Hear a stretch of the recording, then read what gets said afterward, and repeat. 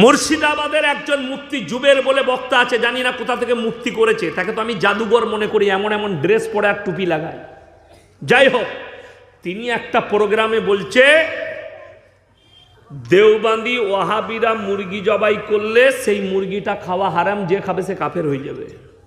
নাউজবিল্লাহ বলে, নাউজবিল্লাহ বলে। এই ভাষাটা কিন্তু একটা বেরেলি মৌলবীর।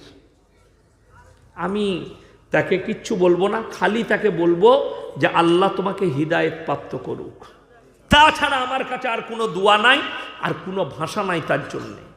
বলছে এরা জাহান্নামী, ডাইরেক্ট বলছে এরা জাহান্নামী। আপনি কালিয়াচকে জলসা শুনবেন, কালিয়াচকে এসে বলে যাচ্ছে এরা যে এরা জাহান্নামে যাবে, এটা জাহান্নামী দল, আমরা জান্নাতি দল। কি জানি ওর বাপের জমির সঙ্গে কিনে দিয়ে গেল নাকি ওর দাদু, আমি জানি না, ওরা জানে।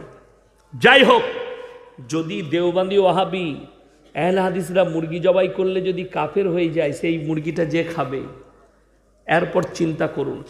এই কালিয়াচকে 1 মাস আগে আমি রাত 2টোর সময় গাড়ি দাঁড় করাইছি, দিনাজপুর রায়গঞ্জ থেকে জলসা করে এসে।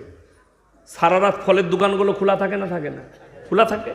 আমি ফল কিনতে নেমেছি, নামার পরেই দেখছি একজন বেরেলভি ভাইদের বক্তা, খুব লম্বা চওড়া করে দাঁড়িয়ে আছে, আমাকে সঙ্গে সঙ্গে বলছে হুজুর আসসালামু আলাইকুম।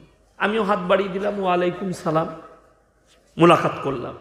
আমাকে বলছে হুজুর একটা সেলফি লুব। আমি বললে সবাই নিচ্ছে, আপনি বাদ যাবেন কেন? আমার সাথে একটা ফটো নিল। তিনি বললেন কিছু ফল কিনে দেবো। আমি বললাম না ভাই, আমি বাড়ির জন্য ফল কিনবো, আপনি চলে যান। কোথায় যাবেন?